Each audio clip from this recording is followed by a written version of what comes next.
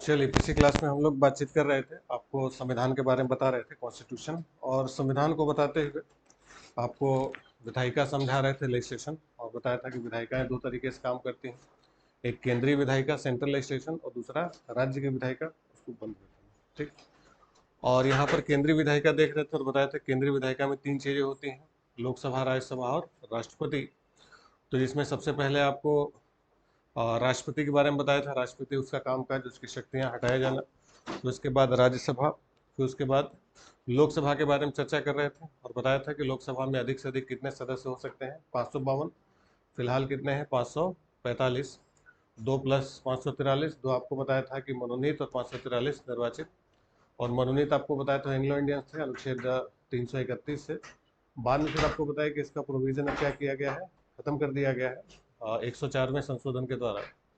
और इसमें बताया था कि 524 सीटें राज्यों के लिए हैं और 20 सीटें किसके लिए हैं, यूनियन टेरिटरीज के लिए, जिसमें 19 सीटें फिलहाल केंद्र शासित राज्यों के पास हैं।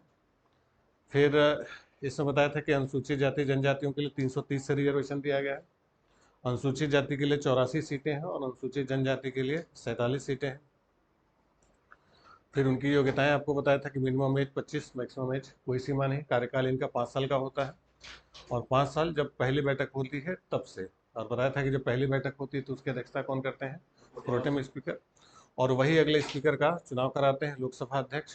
और बताया था कि संसद के अंदर सबसे शक्तिशाली व्यक्ति अगर कोई होता है तो वो लोकसभा अध्यक्ष होता है। फिर बता रहे थे कि जो हमारे यहाँ जो सरकार बनती है, यानी जो प्रधानमंत्री होते हैं, प्रधानमंत्री के लिए मेजोरिटी कहाँ पर होनी चाहिए, लोकसभा में। बताया था कि लोकसभा में कम से कम 50% + 1 या उससे ज़्यादा का बहुमत होना चाहिए। तो बताया था कि 272 या उससे ज़्यादा सीटें होंगी तो वही व्यक्ति क्या बनेगा, प्रधानमंत्री। और प्रधानमंत्री की नियुक्ति आपको बताया था कि कौन करते हैं, राष्ट्रपति करते हैं। और किसकी सलाह पर करेंगे, किसी की सलाह पर नहीं, जो मेजोरिटी चुन के देगी उसी को करते हैं। और फिर प्रधानमंत्री की ही सलाह पर अन्य मंत्रियों की नियुक्ति कौन करते हैं, राष्ट्रपति करते हैं। और जो मंत्री परिषद होता है, काउंसिल ऑफ मिनिस्टर्स, तो मंत्री परिषद में आपको बताया था कि सारे शामिल होते हैं, प्रधानमंत्री, कैबिनेट मंत्री, और जो राज्य मंत्री होते हैं या उप मंत्री होते हैं वो सारे शामिल होते हैं। और इनका आकार आपको बताया था कि लोकसभा की कुल सदस्य संख्या के 15% से अधिक नहीं हो सकता, 15% ज़्यादा ये नहीं हो सकते। और कैबिनेट में आपको बताया था केवल प्राइम मिनिस्टर और कैबिनेट मिनिस्टर शामिल होते हैं। ठीक, यहाँ तक आपको बता दिया था। और ये बताया था कि जो उप प्रधानमंत्री होते हैं, डिप्टी प्राइम मिनिस्टर, तो उप प्रधानमंत्री का पद संवैधानिक नहीं होता, वो राजनीतिक पद होता है। बस राजनीतिक ईगो की सेटिस्फेक्शन के लिए, संतुष्टि के लिए उप प्रधानमंत्री पद बनाया गया है। जैसे राज्यों में उप मुख्यमंत्री होते हैं, वैसे केंद्र में उप प्रधानमंत्री नियुक्त किए जाते हैं। ठीक, लिख लीजिए उप प्रधानमंत्री, deputy prime minister.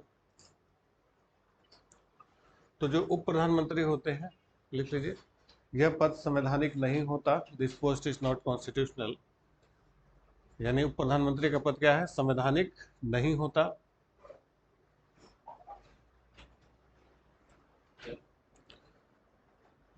The deputy prime minister is not constitutional post, यह संवैधानिक पद नहीं है। यह कैबिनेट मंत्रियों में सबसे वरिष्ठ होते हैं, he is the senior most among the cabinet ministers. Cabinet मंत्रियों में सबसे वरिष्ठ होते हैं, आप कह सकते हैं वरिष्ठतम कैबिनेट मंत्री होते हैं, सीनियर मोस्ट कैबिनेट मिनिस्टर। ठीक है, तो उनकी जो संवैधानिक स्थिति होती है वो किसकी होती है, कैबिनेट मंत्री की होती है। यानी देखा जाए, प्रधानमंत्री के बाद उप प्रधानमंत्री आ सकते हैं, लेकिन कोई संविधान में इसके लिए कोई व्याख्या नहीं की गई। ठीक है, अब कई सारे उप प्रधानमंत्री नियुक्त किए गए हैं, तो कौन कौन से उप प्रधानमंत्री रहे, किसके किसके समय रहे, इसकी आप लिस्ट बना लीजिए, 2 कॉलम बना लीजिए। एक कॉलम लिखे उप प्रधानमंत्री, डिप्टी पीएम, और दूसरी तरफ लिखे प्राइम मिनिस्टर, प्रधानमंत्री। ठीक है, 2 कॉलम खींच लीजिए। तो एक कॉलम बना लीजिए किसका, डिप्टी पीएम का, उप प्रधानमंत्री, और दूसरी तरफ पीएम यानी प्रधानमंत्री। तो जो पहली बार उप प्रधानमंत्री नियुक्त हुए थे कौन हुए थे, लिखिए, सरदार वल्लभ भाई पटेल। सरदार वल्लभ भाई पटेल। तो जो सरदार वल्लभ भाई उप प्रधानमंत्री थे तो उसमें प्राइम मिनिस्टर कौन थे, जवाहरलाल नेहरू। तो वल्लभ भाई पटेल के समय जब वो प्रधानमंत्री थे तो प्राइम मिनिस्टर कौन थे, जवाहरलाल नेहरू।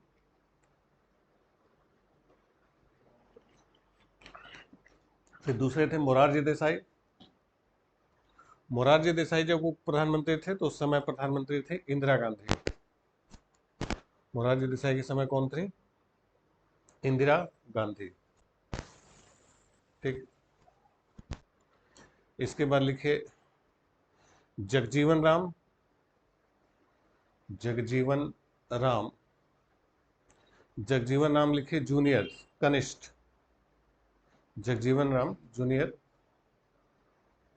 कनिष्ठ। उस समय प्राइम मिनिस्टर थे मोरारजी देसाई। मोरारजी देसाई। फिर लिखे चौधरी चरण सिंह।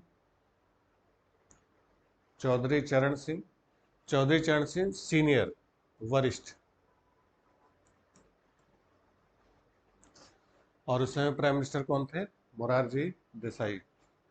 तो जब मोरारजी देसाई प्रधानमंत्री बने 1978 में, तो उनके समय दो उप प्रधानमंत्री एक ही साथ नियुक्त किए गए थे। एक जूनियर उप प्रधानमंत्री कौन थे? जगजीवन राम। और सीनियर वाले चौधरी चरण सिंह। अगला लिख लीजिए Y B Chauhan. Y B Chauhan.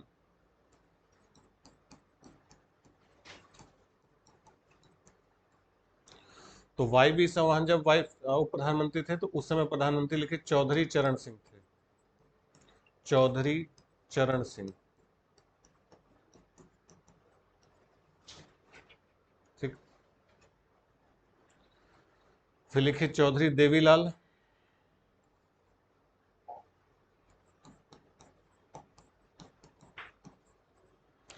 जब Chaudhary Devilal vice deputy prime minister थे तो उस समय प्रधानमंत्री थे वीपी सिंह, विश्वनाथ प्रताप सिंह।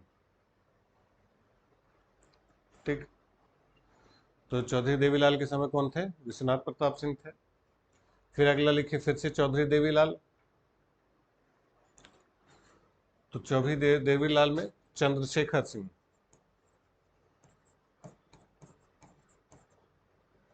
चंद्रशेखर सिंह। तो देवीलाल के समय दो दो प्रधानमंत्री बने, यानी दोनों प्रधानमंत्रियों के समय एक ही डिप्टी पीएम थे। जब बीपी सिंह और चंद्रशेखर सिंह प्रधानमंत्री बने तो दोनों के समय कौन थे उप प्रधानमंत्री? देवीलाल। ठीक। फिर लिख लीजिए लाल कृष्ण आडवाणी। तो उस समय प्राइम मिनिस्टर कौन थे? अटल बिहारी वाजपेयी।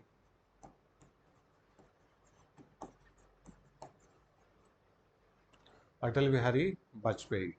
ठीक। तो ये कुछ उप प्रधानमंत्रियों से जुड़े हुए कुछ फैक्ट्स हैं। ठीक है। अब इसमें भी सवाल घुमा फिरा के दे दे कि कौन व्यक्ति था जो उप प्रधानमंत्री भी रहा और प्रधानमंत्री भी रहा। मोरारजी देसाई देखिए उप प्रधानमंत्री भी रहे और प्रधानमंत्री भी रहे। और कौन? चौधरी चरण सिंह आप देखिए उप प्रधानमंत्री भी रहे और प्रधानमंत्री भी रहे। ठीक है। कौन व्यक्ति रहे जो दो बार उप प्रधानमंत्री रहे दो प्रधानमंत्रियों के समय? देवीलाल। देवीलाल दो प्रधानमंत्रियों के समय रहे। किसके किसके समय? बीपी सिंह और चंद्रशेखर सिंह। लिख लीजिए मोरारजी देसाई। मोरारजी देसाई और चौधरी चरण सिंह। तो मोरारजी देसाई प्लस चौधरी चरण सिंह ये दोनों लोग भारत के प्रधानमंत्री भी रहे और उप प्रधानमंत्री भी रहे। PM and deputy PM both. ठीक। तो प्रधानमंत्री उप प्रधानमंत्री दोनों पद पर रहने वाले कौन रहे थे? चौधरी चरण सिंह और मोरारजी देसाई। ठीक। और दो प्रधानमंत्रियों के साथ उप प्रधानमंत्री बनने वाले कौन थे? चौधरी देवीलाल।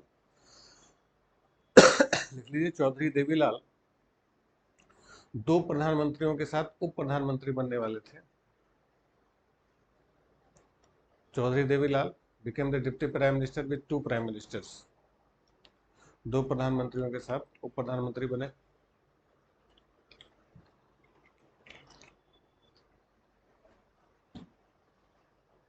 ठीक हो गया। चलिए, तो ये उप प्रधानमंत्री ध्यान रखेंगे। पहले उप प्रधानमंत्री कौन थे देश के? सरदार पटेल। उसके बाद मोरारजी देसाई, जगजीवन राम, चौधरी चरण सिंह, वाई बी चौहान, देवीलाल और लास्ट उप प्रधानमंत्री कौन रहे? लाल कृष्ण आडवाणी। तो ये देख रहे हैं सीनियर लीडर्स ही रहे हैं अपनी पार्टियों के। उसके बाद नहीं उसकी जरूरत पड़ी। कल को अमित शाह बोले कि हम भी बन जाएंगे तो बन जाएंगे। ठीक है। ये बनाने के ऊपर है। ये बताया नहीं कि संवैधानिक संविधान में नहीं है ये राजनीतिक रूप से पद होते हैं, अपने मन से बना दिए जाते हैं। इनकी संवैधानिक स्थिति कैबिनेट मंत्री से ज़्यादा नहीं होती, बस वो एक कैबिनेट मिनिस्टर होते हैं, या आप कह सकते हैं कैबिनेट मंत्रियों में सबसे बड़े होते हैं। ठीक, चलिए अब कुछ प्राइम मिनिस्टर से जुड़े हुए कुछ फैक्ट्स हैं। प्राइम मिनिस्टर के बारे में कल आपको बताया था कि कितने प्रधानमंत्री थे जिनकी मृत्यु उनके कार्यकाल के दौरान हुई। 3 प्रधानमंत्री थे जो अपने कार्यकाल के दौरान मरे थे। कौन कौन?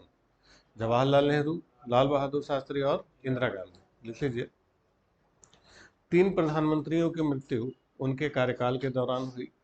3 prime ministers way died during their tenure. 3 प्रधानमंत्रियों की मृत्यु उनके कार्यकाल के दौरान हुई। 3 prime ministers died during their tenure। तो 3 प्रधानमंत्रियों की मृत्यु। कौन कौन थे? एक लिख लीजिए, जवाहरलाल नेहरू, यानी जैसे राष्ट्रपति ने बताया था कि 2 लोग थे जो पद पर रहते हुए मरे, तो वैसे 3 प्रधानमंत्री थे जिनकी मृत्यु कैसे हुई थी? पद पर रहते हुए उनकी मृत्यु हो गई थी। कौन कौन थे? जवाहरलाल नेहरू, लाल बहादुर शास्त्री और इंदिरा गांधी। ये लोग पद पर रहते हुए मरे थे। ठीक, पहले शुरुआत में सारी जो जितने भी प्रधानमंत्री बने सबके सब कांग्रेस पार्टी से थे। तो पहले गैर कांग्रेसी प्राइम मिनिस्टर कौन थे? मोरारजी देसाई। लिख लीजिए, मोरारजी देसाई फर्स्ट नॉन कांग्रेसी प्राइम मिनिस्टर, पहले गैर कांग्रेसी प्रधानमंत्री थे। तो पहले गैर कांग्रेसी प्रधानमंत्री कौन थे? Morarji Desai, first non Congress prime minister. सबसे युवा प्रधानमंत्री कौन रहे? Youngest prime minister. तो सबसे युवा प्रधानमंत्री कौन रहे? राजीव गांधी। लिख लीजिए, सबसे युवा प्रधानमंत्री यंगेस्ट प्राइम मिनिस्टर। तो सबसे युवा प्रधानमंत्री कौन थे? राजीव गांधी। और सबसे बुजुर्ग prime minister, oldest prime minister, तो सबसे बड़े थे मोरारजी देसाई। मोरारजी देसाई। तो मोरारजी देसाई जो थे वो सबसे बुजुर्ग प्रधानमंत्री थे।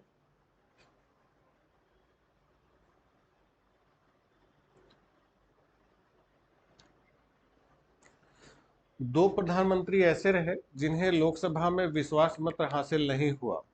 जैसे बताया कि सत्ता में थे, फिर किसी ने समर्थन, जैसे बताया जो सपोर्ट करने वाले होते हैं समर्थन खींच लेंगे तो फिर सरकार अस्तित्व में नहीं रह जाएगी। बताया था कि जब तक लोकसभा में सपोर्ट है तभी तक सरकार रहती।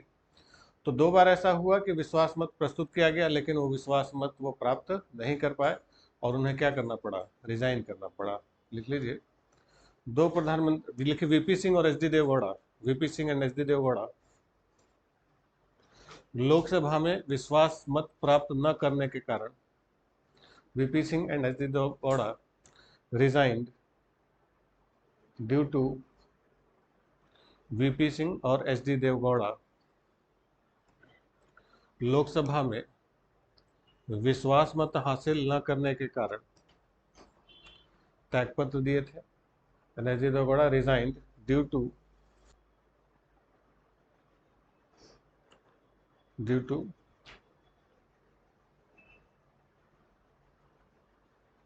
लिखे, वीपी सिंह और एच डी देवगौड़ा विश्वास मत हासिल न करने के कारण त्यागपत्र दे दिया, resign due to they are unable to found confidence in Lok Sabha. Unable to found confidence in Lok Sabha, यानी लोकसभा में इनको विश्वास प्राप्त नहीं हुआ, इन्हें क्या करना पड़ा? रिजाइन करना पड़ा। ठीक, 2 प्रधानमंत्री ऐसे रहे जिन्होंने विश्वास प्रस्ताव पर वोटिंग से पहले ही, यानी पता था कि हम हार जाएंगे, तो उन लोगों ने क्या कर दिया? रिजाइन कर दिया। लिख लीजिए, चौधरी चरण सिंह और अटल बिहारी वाजपेयी।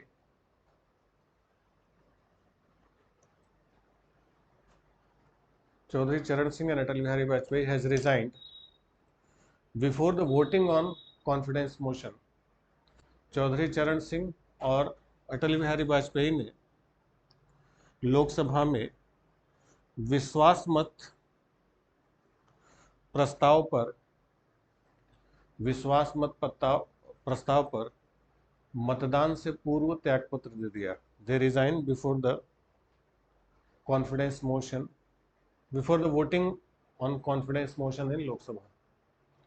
लोकसभा में विश्वास मत प्रस्ताव पर मतदान के पहले ही, यानी इन लोगों की वोटिंग हुई थी, वोटिंग में ये लोग हार गए थे। कौन कौन? वीपी सिंह और एच.डी. देवगौड़ा।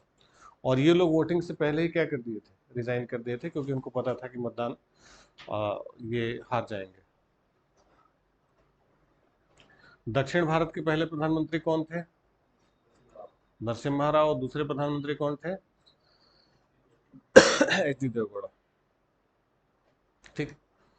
फिर आपको बताया था कि मंत्रियों के लिए, कि प्रधानमंत्री और उसका मंत्रिपरिषद का सदस्य बनने के लिए संसद के किसी सदन का सदस्य होना चाहिए। अगर नहीं है तो 6 महीने के अंदर अंदर उसको किसी न किसी सदन की सदस्यता लेनी पड़ेगी। ये जो आपको कल समझाया था, बस उसी को लिख लीजिए। अनुच्छेद 75(5) में ये बात किस आर्टिकल में कही गई है? आर्टिकल 75(5). अनुच्छेद 75(5). A minister who for any period of 6 consecutive months मंत्रिपरिषद का सदस्य बनने के लिए, मंत्रिपरिषद का सदस्य बनने के लिए आवश्यक है कि व्यक्ति संसद के किसी सदन का सदस्य हो, व्यक्ति संसद के किसी सदन का सदस्य हो,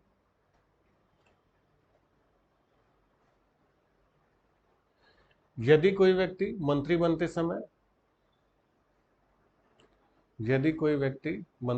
समय संसद का सदस्य नहीं है,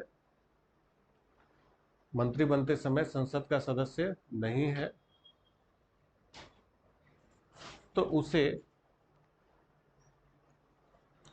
शपथ ग्रहण के 6 माह के अंदर शपथ ग्रहण के 6 माह के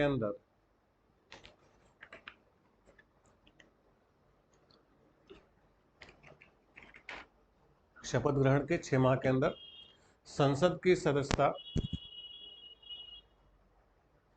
हासिल करना अनिवार्य होगा। ठीक है। और ये सुविधा कितनी बार है? ब्रैकेट लिखिए, केवल एक बार। बताया था बार बार नहीं हो सकती। अगर है तो ठीक है, जैसे लोग बताया था कल कि लोकसभा या राज्यसभा किसी भी सदन के सदस्य हो सकते हैं। अगर नहीं है तो फिर किसी न किसी सदन की सदस्यता लेनी होगी शपथ ग्रहण के 6 महीने के अंदर। ठीक है। फिर लिख लीजिए, प्रधानमंत्री और उसका मंत्रिपरिषद, prime minister and his council of ministers. लिखिए अगला पॉइंट, प्रधानमंत्री और उसका मंत्रिपरिषद संसद के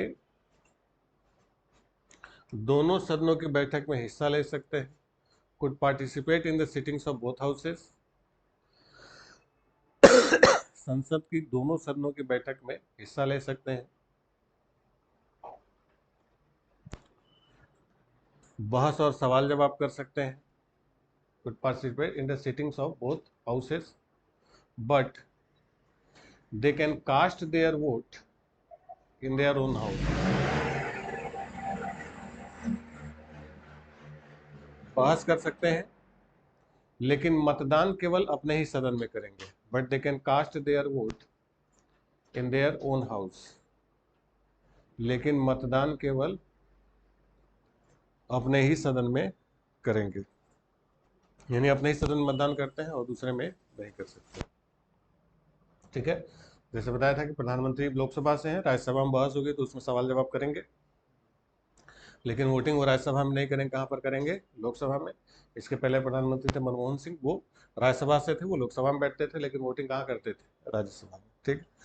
तो मतदान किस सदन में करेंगे? जिस हाउस के वो मेंबर है। ठीक। चलिए,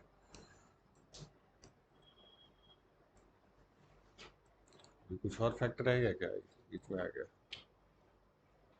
चलिए कुछ और फैक्ट लिख लीजिए प्रधानमंत्री वाले। सबसे लंबे समय तक प्रधानमंत्री कौन रहा? जवाहरलाल नेहरू। 17 साल तक रहे। अब वो 29 के बाद जब 2 साल रहेंगे तब होगा। लिखिए सबसे लंबे समय तक प्रधानमंत्री रहे कौन? जवाहरलाल नेहरू, 17 साल तक थे। 10 साल तक तो मनमोहन सिंह थे।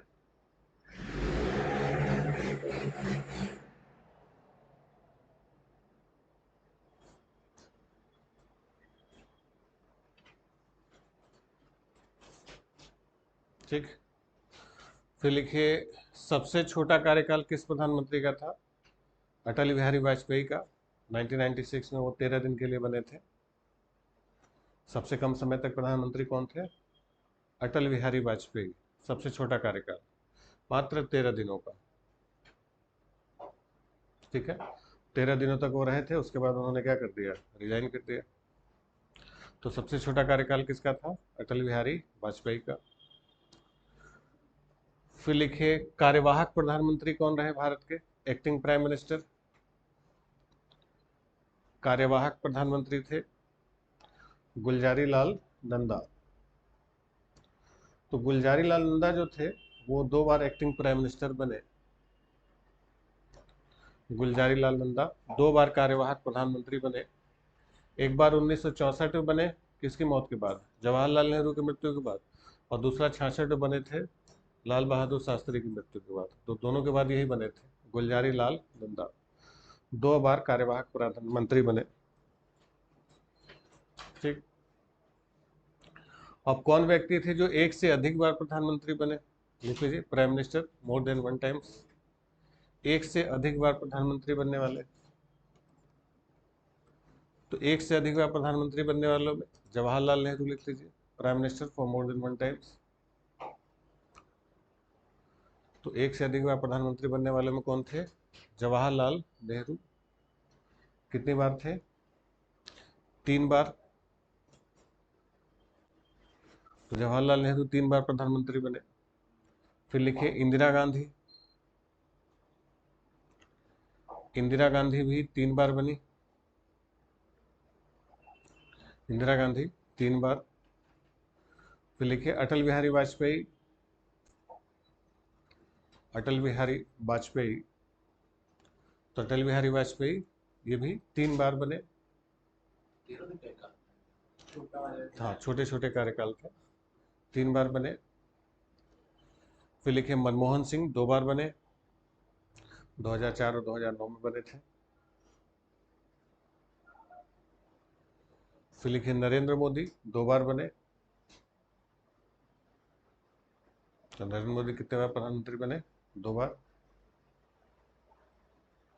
ठीक, चलिए समझ गए। अब अगर इस बार बनेंगे तो वो तीसरी बार हो जाएंगे, तो वो भी इन लोगों की श्रेणी में 3-3 बार वाले की श्रेणी में आ जाते हैं। ठीक, अब ये तो रही सरकार की बात है जिसको हम लोग बोलते हैं सत्ता पक्ष। अब इस सरकार के अगेंस्ट में एक अपोजिशन भी होता है जिसको नेता प्रतिपक्ष बोलते हैं, लीडर अपोजिशन। नेता प्रतिपक्ष जो होता है उसको कैबिनेट मिनिस्टर का दर्जा दिया जाता है, कैबिनेट मिनिस्टर का स्टेटस होता है, उसको सारी सुविधाएं होती हैं, प्रोटोकॉल में सुविधाएं मिलती है कैबिनेट मिनिस्टर वाली, और उसको बोलने में वरीयता दी जाती है। तो कैबिनेट जो नेता प्रतिपक्ष होता है, लीडर अपोजिशन कौन होगा? पहली बात तो वो सरकार के विरोधी दल का नेता होगा, यानी जिस पार्टी की सरकार है उसके अपोजिट पार्टी। दूसरी चीज ये है कि उसकी पार्टी में सदन की कुल सदस्य संख्या का 1/10 या उससे अधिक सदस्य होने चाहिए। यानी जैसे लोकसभा है, लोकसभा का 543 है। ठीक, तो लोकसभा में विपक्षी दल का नेता होने के लिए, नेता प्रतिपक्ष होने के लिए कम से कम कितनी सीटें होनी चाहिए? 1/10 होना चाहिए। 1/10 यानी लगभग कितना होना चाहिए? 54। यानी लोकसभा में लीडर अपोजिशन के स्टेटस के लिए कम से कम अपोजिशन पार्टी के पास 54 सदस्य होने चाहिए उसके दल में। जब भारत स्वतंत्र हुआ तो स्वतंत्रता के बाद यही बड़ी समस्या थी कि लीडर अपोजिशन नहीं बन पा रहा था कोई, क्योंकि सबसे बड़ी पार्टी थी कांग्रेस और अपोजिट जो पार्टियां हुआ करती थी छोटी छोटी पार्टियां थी, कोई भी 54 से ज्यादा हो ही नहीं पाता था। तो किसी को भी लीडर अपोजिशन का स्टेटस नहीं दिया गया। बाद में डॉक्टर राम सुभग सिंह हुए तब फिर वो अपोजिशन लीडर बने, फिर वाई बी चौहान हुए, फिर वो अपोजिशन लीडर ये लोग बने। अब 2014 के बाद फिर से वही समस्या आ गई, पोजीशन पलट गई। अब 2014 में सबसे बड़ी पार्टी बनी कौन सी? बीजेपी। दूसरे नंबर पर कांग्रेस थी, कांग्रेस के पास 44 सीटें थी। ठीक, तो अब कांग्रेस ने कहा कि कांग्रेस पार्टी के पास 44 सीटें हैं, लेकिन उनका जो गठबंधन है ना, यूपीए, यूनाइटेड प्रोग्रेसिव अलायंस कहते हैं, उसमें कई सारी पार्टियां थी। यूपीए के पास 80 से ज्यादा सीटें थी, तो उन्होंने कहा कि हमारे गठबंधन को लीडर अपोजिशन का स्टेटस दिया जाए। तो फिर मना कर दिया गया और कहा गया कि संविधान में लीडर अपोजिशन के लिए कोई भी गठबंधन वाली बात नहीं, वो किसी दल के नेता को मिलता है, न कि गठबंधन को। सोचिए, हमारे यहाँ सरकार गठबंधन से बन सकती है, अपोजिशन नहीं। अपोजिशन स्टेटस पार्टी को ही मिलेगा, न कि अलायंस को मिलता, गठबंधन को नहीं मिलता। ठीक। अब जैसे राज्यों में भी यही होता है, जैसे यूपी है, यूपी में कितने हैं, 403 विधायक हैं, तो यूपी में लीडर अपोजिशन के लिए कम से कम कितने विधायक होने चाहिए पार्टी में, कितने होने चाहिए, 40 होने चाहिए। ठीक। अब यूपी में दो पार्टियां हैं मान लीजिए जिनके पास 40 से है, तो उन दोनों में जो सबसे बड़ी होगी उनको दिया जाएगा। समझ गए। अब जैसे दिल्ली है, 70 है, तो दिल्ली में लीडर पोजीशन के लिए कितने होने चाहिए, 7 होने चाहिए। बिहार का 243 है, तो बिहार में कितना होना चाहिए, 24 होना चाहिए। समझ गए। तो नेता प्रतिपक्ष होने के लिए सरकार का विरोधी दल का नेता होना चाहिए और उसकी पार्टी में कुल सदस्य संख्या का 1/10 या उससे अधिक सदस्य अनिवार्य रूप से होने चाहिए, तभी लीडर अपोजिशन का स्टेटस मिलता है, अदरवाइज नहीं। ठीक, लिख लीजिए। नेता प्रतिपक्ष, लीडर अपोजिशन, नेता प्रतिपक्ष, leader opposition,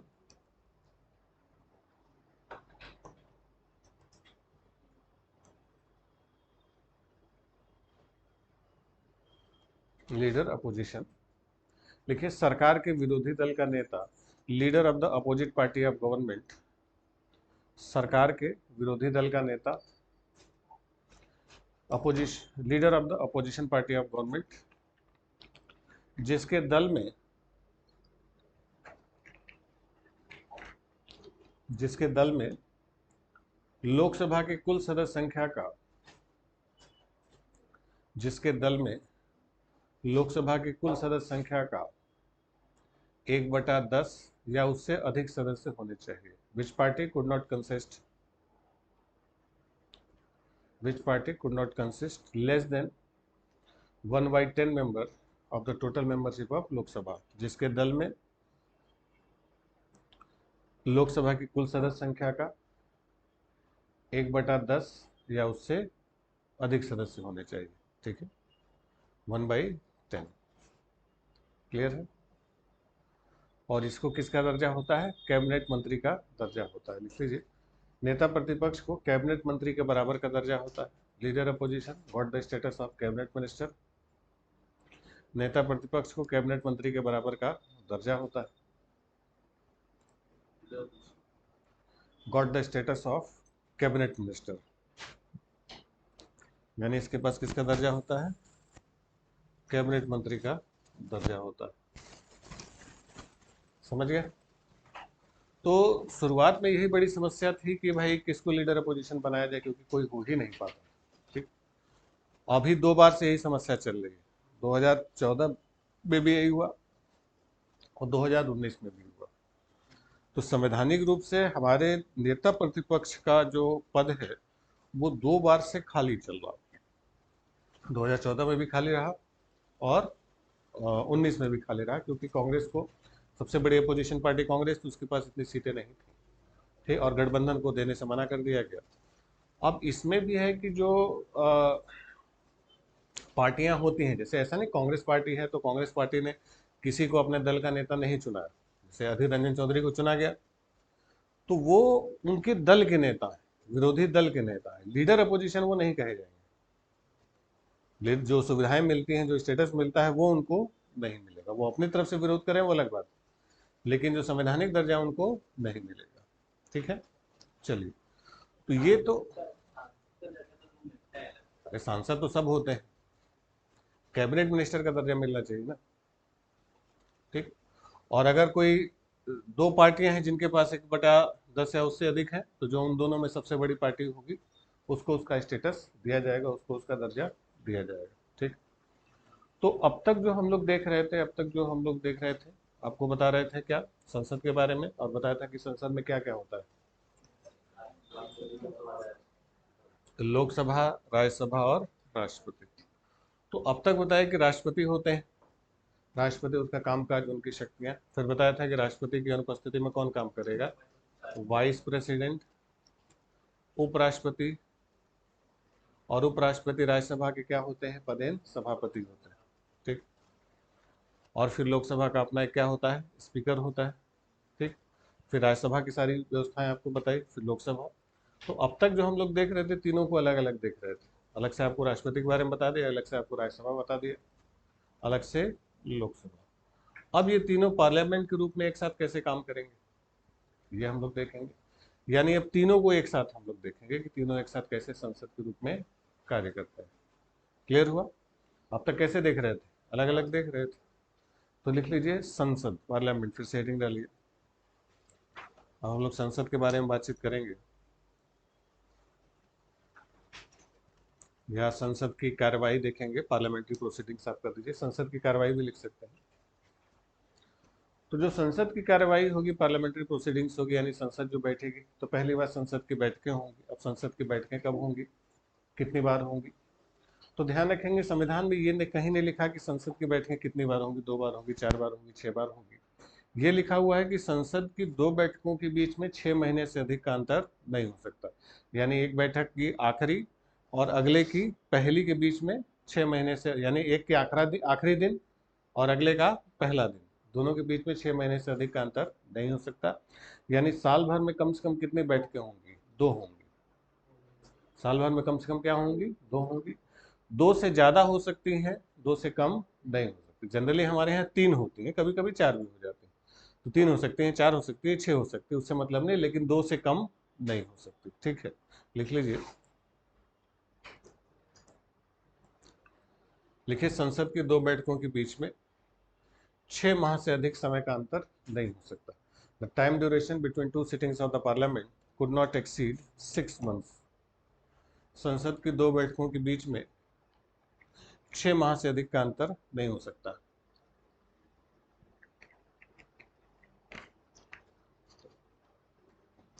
The time duration between 2 sittings of the parliament could not exceed 6 months. तो 2 बैठकों के बीच में अधिक से अधिक कितना अंतर होगा, 6 महीने। ठीक, 6 माह से अधिक का अंतर नहीं होगा। जनरली 3 बैठकें होती हैं। ठीक है, इसलिए सामान्यतः 3 बैठकें होती हैं। Normally there are 3 meetings.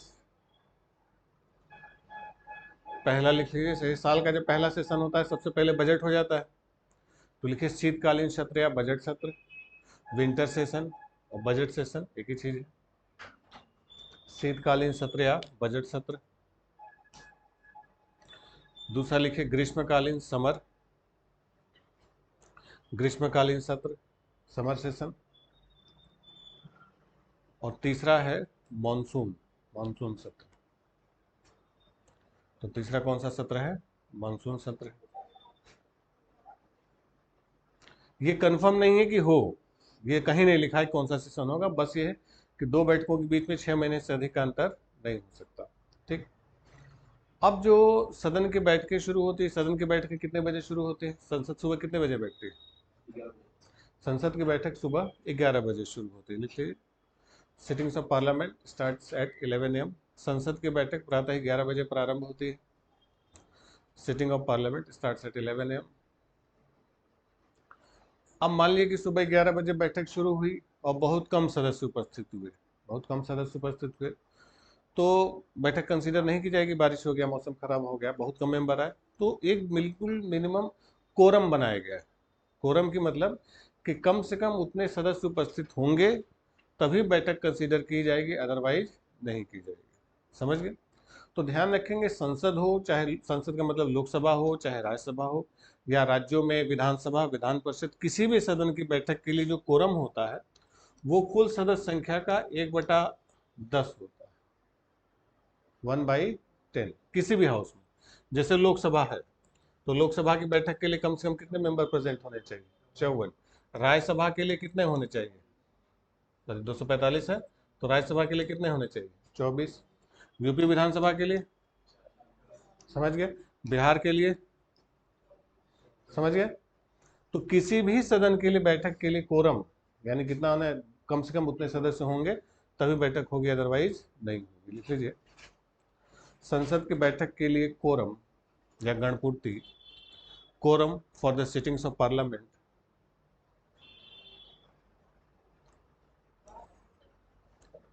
संसद की बैठक के लिए quorum for the sittings of parliament देखिए संसद की या सदन की कुल सदस्य संख्या का 1/10 1/10 member of the total membership of the house. ये किसी भी सदन के लिए हो सकता है, ठीक है। तो जब भी बैठक होगी तो कम से कम कितने सदस्य होने चाहिए, 1/10 या उससे अधिक सदस्य होंगे तभी बैठक कंसीडर की जाएगी, अदरवाइज नहीं होगी, ठीक है।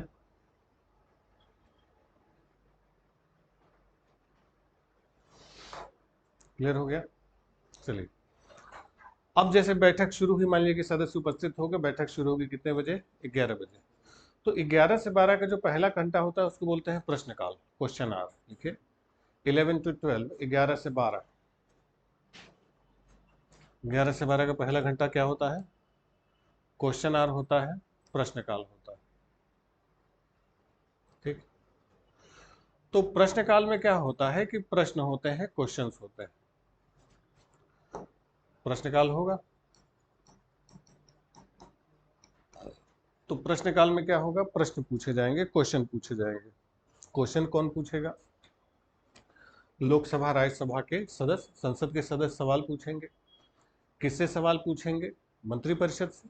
भाई सरकार जो है, मान लीजिए कि लोकसभा है, मान लेते हैं कि लोकसभा है और ये राज्यसभा है, ठीक। और पीएम और उसके मंत्रिमंडल है, ठीक। तो जो लोकसभा राज्यसभा के सदस्य होते हैं ये प्रश्न पूछते हैं। किससे प्रश्न पूछेंगे, सरकार से। सरकार में कौन है, वही मंत्रिपरिषद के लोगों से प्रश्न पूछेंगे। क्या प्रश्न पूछेंगे, अपने क्षेत्र के बारे में, अपने क्षेत्र के विकास के बारे में, सरकार की योजनाओं के बारे में, जिस क्षेत्र के वो सांसद है वहां से जुड़ी हुई कोई स्कीम है या कुछ व्यवस्था, उससे प्रश्न पूछता है। सारे सांसद पूछ सकते हैं, ठीक। तो जब प्रश्न पूछेंगे मंत्रिपरिषद से, मंत्रियों से, क्योंकि सत्ता में ही, सरकार में ही, शासन इन्हीं के पास है, तो इनसे सवाल पूछे जाएंगे। तो सवाल भी दो प्रकार के होते हैं, ठीक है। एक प्रश्न होते हैं रेगुलर क्वेश्चन, नियमित प्रश्न। कौन से क्वेश्चन होते हैं, रेगुलर क्वेश्चन। तो प्रश्नकाल में आप दो हिस्सों में बांट लीजिए, एक तरफ लिखिए नियमित प्रश्न, दूसरी तरफ शॉर्ट नोटिस क्वेश्चन, अल्प सूचना प्रश्न।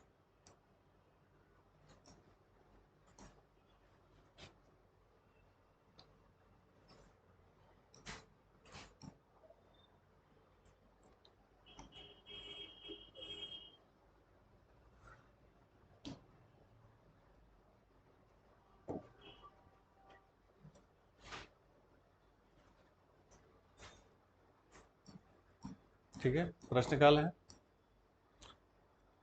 तो इसमें प्रश्न की हम बात कर रहे हैं, क्वेश्चन। तो क्वेश्चन क्या होते हैं, एक रेगुलर क्वेश्चन यानी नियमित प्रश्न,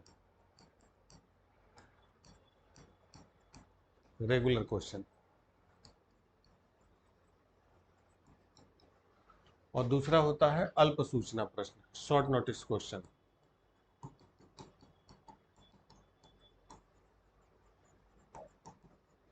अल्प सूचना प्रश्न।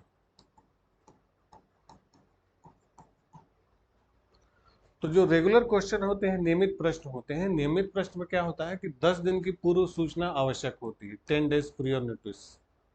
लिख लीजिए इसमें 10 दिन की पूर्व सूचना, नियमित प्रश्न में। और जो शॉर्ट नोटिस होता है, नाम ही अल्प सूचना प्रश्न, शॉर्ट नोटिस क्वेश्चन। तो इस शॉर्ट नोटिस क्वेश्चन में 10 दिन की पूर्व सूचना आवश्यक नहीं होती, ठीक है। लिख लीजिए 10 डेज प्रियर इन्फॉर्मेशन नॉट, इसमें 2 दिन की पूर्व सूचना में पूछा जा सकता है, 2 डेज प्रियर इन्फॉर्मेशन, 2 दिन की पूर्व सूचना, उसमें 10 दिन की जरूरत नहीं होती, ठीक। अब ये जो 2 दिन की पूर्व सूचना वाला शॉर्ट नोटिस क्वेश्चन है, स्पीकर के पास नोटिस दी जाएगी, स्पीकर को लगता है कि सवाल पूछने का मौका दिया जाए तो देंगे, नहीं मौका लगेगा तो नहीं देंगे। लेकिन जो रेगुलर क्वेश्चंस है, रेगुलर क्वेश्चंस में ये प्रश्न पूछने का मौका देंगे। अब रेगुलर क्वेश्चन भी जो होते हैं वो दो तरीके से होते हैं। रेगुलर क्वेश्चन कैसे होते हैं, दो तरीके के। एक रेगुलर क्वेश्चन क्या होता है कि जैसे मान लीजिए कि सवाल कुछ पूछा है, जैसे कोई बहुत इंपॉर्टेंट चीज होती है तो स्टार बना देते हैं, तारा बना देते हैं। तो वैसे ही होते हैं तारांकित प्रश्न, तारांकित प्रश्न। यानी स्टार मार्क क्वेश्चन। और दूसरा कौन सा होता है? अतारांकित प्रश्न, अनस्टार मार्क।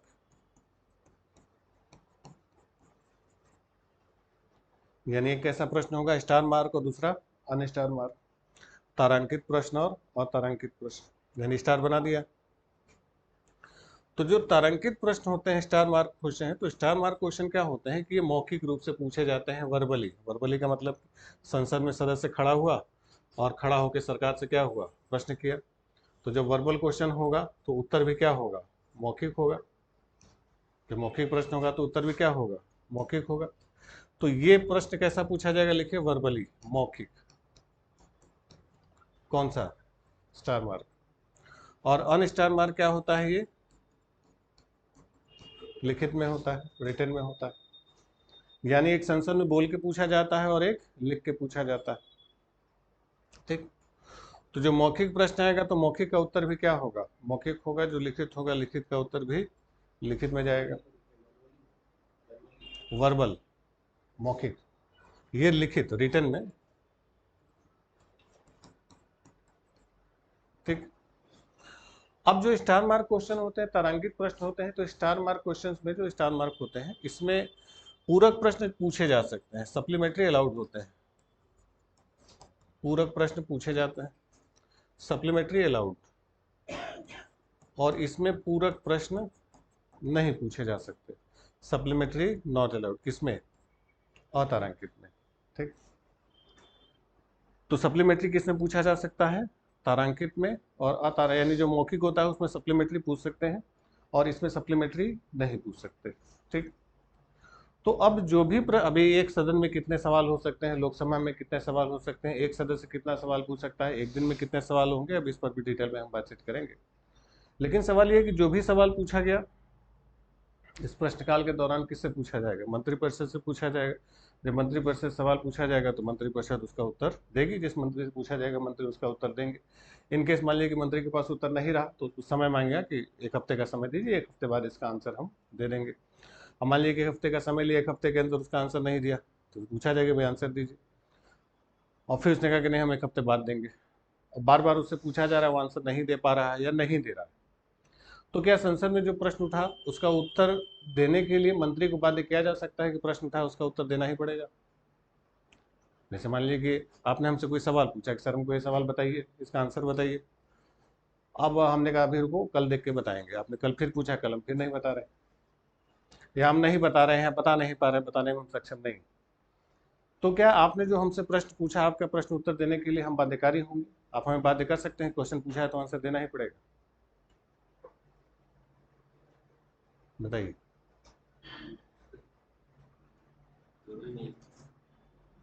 तो प्रश्न तब पूछेंगे जब पढ़ेंगे। पढ़वे नहीं करेंगे तो प्रश्न कहाँ से आएगा? तो उल्टा सीधा आएगा, चोर चोरी करता है तो क्या होता है, उसको उतनी सजा मिलती है। ढंग का सवाल थोड़ा आएगा मुंह में। अभी जैसे मौखिक प्रश्न है, आपको बताया कि पूरक प्रश्न पूछने की अनुमति किसमें मिली? तारांकित प्रश्न।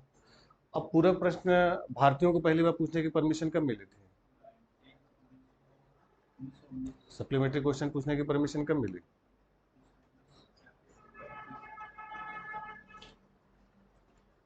अब सोचिए, जब पूरक प्रश्न हम लिखा तो आधों के दिमाग में आया कि पूरक प्रश्न क्या होता है। कुछ लोग कुलबुला रहे होंगे कि वह पूछ ही लिया जाए, है। पता चला पूरक प्रश्न पूछने का मूड बना है, तब फिर सामने से हमें पूछ दिए पूरक प्रश्न पूछने की परमिशन कब मिली। क्योंकि जब आप पूछने वाले हैं पहले से हम पढ़ा के लिखवा के रखे हुए हैं कॉपी में आपके, आप पढ़े ही नहीं थे। तो पूछेंगे तब, जब पढ़ेंगे तब। तो पहले ही लिखवा चुके हैं। कब मिली थी परमिशन पूरक प्रश्नों को पूछने की? लिखवाए भाई, देख लो, लिखवाया हुआ, ऐसा क्या?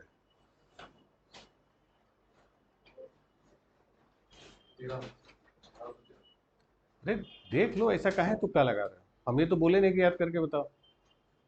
जब बोल रहे हैं कि देख के बताओ तो देख लो भाई, उसमें कौन सी? बिजली का झटका देना चाहिए तुम लोग को। हम क्या पूछ रहे हैं, तुम क्या बता रहे हो? हम प्रश्न कह रहे हैं कि पूरक प्रश्न कह रहे हैं? सोचिए, कहने के बावजूद, देखने के बावजूद नहीं आंसर मिल रहा है। पूरक प्रश्न लिखा होगा मोटा मोटा।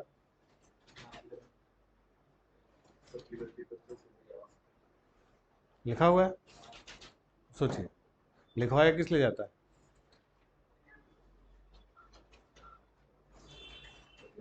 हम बोल रहे हैं कि देख के बोलो, फिर भी अंदाजा से हम लगा रहे हो। तो आप क्वेश्चन पूछने हैं, पता चला क्वेश्चन हम ही दाग देंगे। यार पढ़ाते तो है, पढ़ते नहीं हो तुम लोग, सारा हम पहले लिखवा चुके हैं। तो आपकी जरूरत की जितनी चीजें हैं सब कॉपी में दर्ज है, पढ़ते नहीं हैं। खैर, फिर भी आपने अगर क्वेश्चन पूछा तो आपको पढ़ा रहे हैं, आप हमसे पढ़ रहे हैं, ये हमारी जिम्मेदारी है, हमारा काम है, हमारा काम है पढ़ाना। तो इस हमारे काम में आपके प्रश्नों का उत्तर देना भी शामिल है। अगर हम आपके प्रश्नों का उत्तर नहीं दे रहे हैं या नहीं दे पा रहे हैं तो अपना काम हम सही ढंग से नहीं कर रहे हैं। अगर अपना काम हम सही ढंग से नहीं कर रहे हैं तो उस काम को करने का कोई अधिकार नहीं है। आप हमसे त्यागपत्र मांग सकते, रिजाइन मांग सकते, अब मत पढ़ाइए, पढ़ाने लायक नहीं रहेगा। ठीक है, तो ये काम है हमारा। तो पढ़ा रहे हैं हम, सवाल किसी और से थोड़े पूछने जाएंगे, लेकिन वही सवाल पढ़ेंगे, पूछेंगे कब? जब पढ़ेंगे। और पहले वो तो पढ़ लो जो लिखवाया गया है, उसके बाद बचे दुनिया सारी, जहाँ सर्च कर लीजिए, पता चल जो लिखवाया पढ़ा गया उसको छोड़ के बाकी सब सब पढ़ जाते। जो लिखवाया गया उसको छोड़ देंगे, फिर अब दूसरा क्वेश्चन क्या पढ़ा जाए? मन तो कर रहा है पढ़ने का, समझ में आ रहा है पढ़ें क्या? अरे भैया जो पढ़ाया गया पहले पढ़ लो, फिर दिमाग बचे तो अलग पढ़िए। नहीं, फिर भी कुछ एक्स्ट्रा बताइए सर, कहीं तो एक्स्ट्रा पूछने लगता है सर, कुछ एक्स्ट्रा बताइए क्या पढ़ा। समझ गए? तो व्यवस्था में सरकार है, सरकार चला रही है व्यवस्था। अगर प्रश्न उठा तो उसका उत्तर किसको देना है? मंत्री को देना है। मंत्री को उत्तर देना है का मतलब देना है। वो संसद में प्रश्नकाल के दौरान उठे प्रश्नों का उत्तर देने से इनकार नहीं कर सकते। अगर क्वेश्चन पूछा गया है तो आंसर देना पड़ेगा। अगर आंसर नहीं दे पाए तो फिर रिजाइन देना पड़ेगा, त्यागपत्र मांगा जाएगा कि आप रिजाइन करिए। ऐसे कैसे आप नहीं बता रहे हैं? जब सरकार को नहीं पता, सारे मंत्रालय आपके पास, सारे अधिकारी आपके पास, सारे विभाग आपके पास, तो फिर आंसर किसके पास रहेगा भाई? पाकिस्तान सरकार से पूछने जाएंगे? तो इसलिए जो भी क्वेश्चन पूछा गया प्रश्नकाल में तो उसका उत्तर मंत्री जी देंगे। उत्तर नहीं देंगे तो फिर क्या देंगे? रिजाइन देंगे, त्यागपत्र मांगा जाएगा, रिजाइन दे दीजिए, आप काम करने लायक नहीं बचे। तो इसका मतलब ये थोड़ी कि मिर्जापुर का सांसद खड़ा होकर पूछेगा बताइए मिर्जापुर में कई किलोमीटर सड़क बन गई, नहीं बता पाए, चलिए रिजाइन कर दीजिए। ऐसा नहीं होता। इसकी पूरी प्रक्रिया होती है कि जिसको भी प्रश्न पूछना होता है पहले ही प्रश्न लिख के भेज देता है स्पीकर के पास। स्पीकर क्या करता है, क्वेश्चंस को इकट्ठा कर लेता है और नंबरिंग कर देता है। और ये स्पीकर का ऑफिस क्या करता है कि एक एक मंत्रालय का क्वेश्चन एक एक दिन कर देता है। जैसे वित्त मंत्रालय का एक दिन कर देंगे, फाइनेंस वाले का एक कर देंगे, सब मंत्रालय का एक एक दिन कर देंगे। और क्वेश्चन नंबर और जो डेट टाइम है वो सब बता दिया जाएगा कि ठीक 1 मई 11:20 क्वेश्चन नंबर 326। तो जो मंत्री है उनको बता दिया जाएगा कि आपका ये सवाल है, जो क्वेश्चन पूछने वाला है उसको बता दिया जाएगा किस समय इसका उत्तर मिलेगा।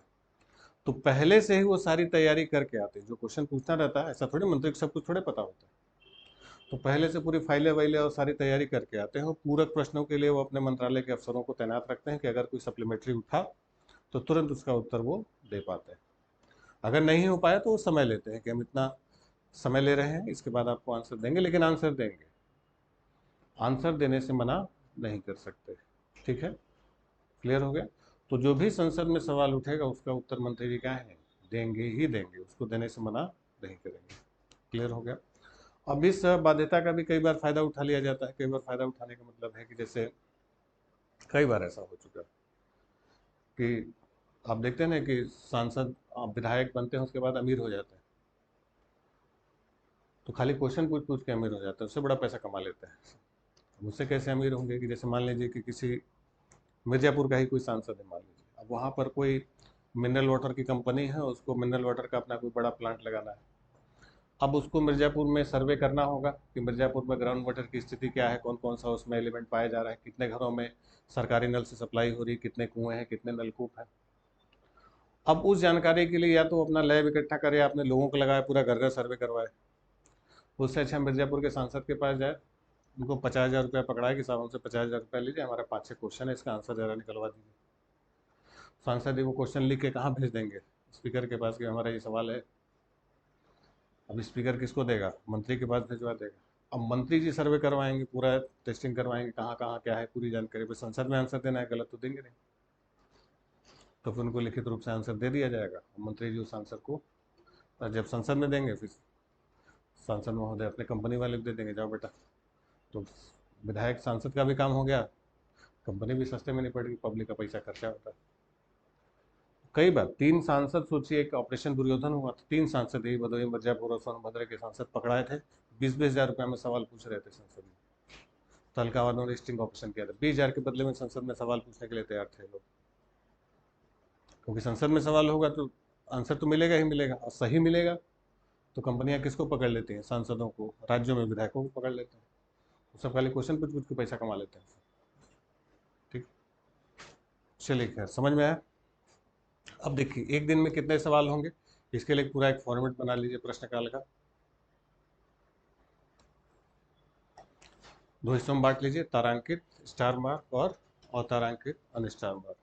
लोकसभा में जो तारांकित प्रश्न यानी कैसा होता है? तारांकित मौखिक होता है, और अतारांकित क्या होता है? लिखित होता है। तो लोकसभा में अब देखिए एक सदस्य कितना तारांकित प्रश्न पूछ पाएगा? 1। और एक दिन में कुल कितने प्रश्न होंगे? 20 प्रश्न होंगे। वही राज्यसभा में देखा जाए तो एक सदस्य कितना प्रश्न पूछेगा? 3 सवाल। कैसा? Star mark. और एक दिन में कितने प्रश्न होंगे? इसकी कोई लिमिट नहीं। वही अतारांकित लिखित वाले की बात करें तो लोकसभा में जो एक सदस्य कितना सवाल पूछ सकता है एक दिन में? 4। और एक दिन में कुल प्रश्न कितने होंगे? 230। लिखित में ढेर सारे भेज देते हैं। वही अतारांकित प्रश्न राज्यसभा में देखा जाए तो एक सदस्य एक दिन में कितना सवाल पूछेगा? कोई सीमा नहीं, जितने चाहे उतने पूछ सकते हैं। और जबकि एक दिन में कुल प्रश्न कितने हो जाएंगे? 230 हो सकते हैं। समझ गए? इसको आप साफ साफ बना लीजिए।